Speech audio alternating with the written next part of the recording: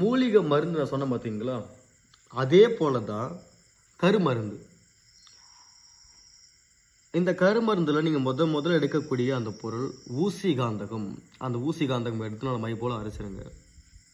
அரைச்சிட்டு எனக்கு பெண் வசியமாகணும்னா என்னுடைய முடி எடுத்து நான் பச்சை கருப்பத்தில் கறிக்கணும். கறிக்கிட்டு அந்த ஊசி காந்தகத்தில் நான் அரைச்சி ஒன்று சேர்த்துக்கணும். 1. அதே போல்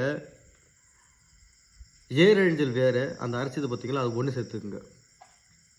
சேர்த்துக்கிட்டு நம்மளுடைய விந்து ஸ்பெர்ம் அது விந்தை விட்டு நல்லா குழைத்து நீங்கள் என்ன பண்ணுறீங்கன்னா, நீங்கள் முட்டியில் அப்படி இல்லைன்னா